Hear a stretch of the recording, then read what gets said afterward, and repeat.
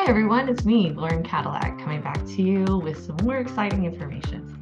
Today I want to talk to you about purchasing property with relatives. But before we get into that, I need to go over the usual.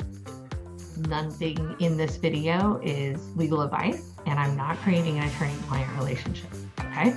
If you need us, you can call us and we're happy to help you.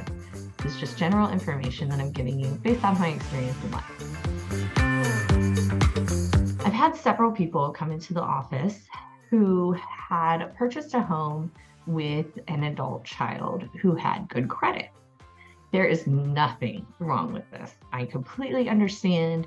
Sometimes your adult children have better established credit than you. I get it.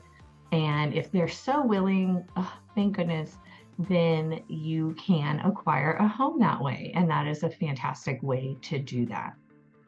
The issue arises, however, when either you get into an argument or have some kind of fight with the child, or if something happens to the adult child, they maybe pass away, those kind of things. So we need to, when considering using this form of getting into home ownership, you want to make sure you take into consideration what could happen so that you can prevent anything negative from happening.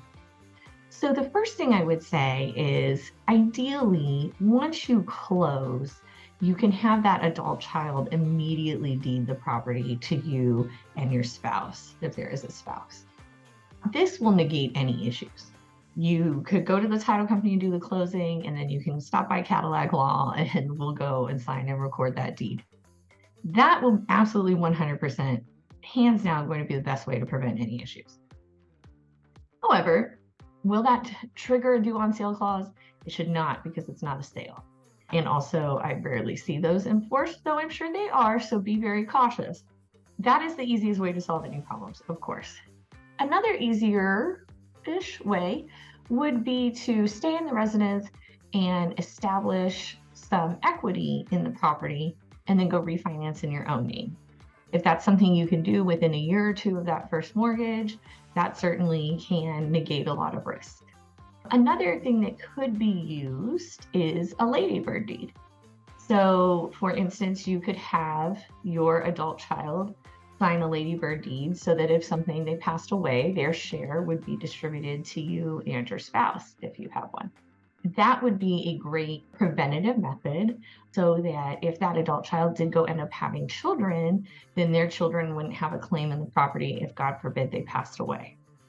So those are some preventative measures you could take in case they passed away. Those wouldn't resolve any issues if y'all were fighting, though. Instead, I think a family agreement would be something that you could think about, where you just create an agreement that we're going to work on this thing together, that we all have permission. You might even do power of attorney so that you and maybe your spouse can have permission to talk to the lender. You send in that power of attorney, then you don't necessarily need to worry about the adult child, missing a notice or doing something like that. But you would want to make sure you do all of these preventative measures as close to the initial closing as humanly possible. The more time you let pass, the greater chance of risk of something happening. And if something does happen, it is a pretty expensive lawsuit to fix. As always, if you have any questions about this topic or any other, give us a call at 972-845-1200 and have a wonderful day.